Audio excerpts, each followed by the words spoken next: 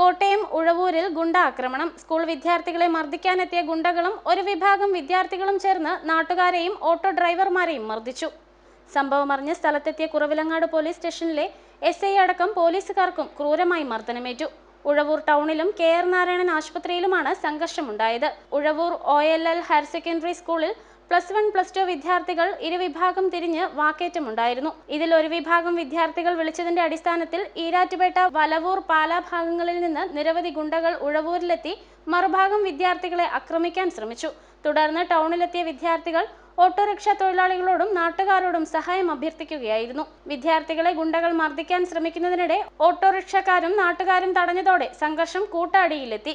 ആക്രമണം തടയാനെത്തിയ SI Santhosh KV അടക്കം പോലീസുകാരെ അക്രമികൾ നിലത്തിട്ട് ആക്രമിച്ചു. അക്രമത്തിൽ പരിക്കേറ്റ് ആശുപത്രിയിൽ പ്രവേശിപ്പിച്ച 2 ഓട്ടോ തൊഴിലാളികളെ അക്രമികൾ ആശുപത്രിയിൽ കയറി മർദ്ദിച്ചു. ഇത് തടയുന്നതിനിടെ പോലീസുകാർക്കും നാട്ടുകാർക്കും വീണ്ടും അടിയേറ്റു. ചൊവ്വാഴ്ച വൈകിട്ട് 4:30 ആരംഭിച്ച ആക്രമണം മണിക്കൂറുകളോളം നീണ്ടുനിന്നു. അക്രമത്തിൽ ഗുരുതരമായി പരിക്കേറ്റ SIയെ അടുത്തുള്ള സ്വകാര്യ ആശുപത്രിയിൽ പ്രവേശിപ്പിച്ചു. സംഘർഷത്തിൽ ഡ്രൈവർമാർക്കും നാട്ടുകാർക്കും പരിക്കേറ്റിട്ടുണ്ട്. മേഘദൂത് ന്യൂസ്, കോട്ടയം.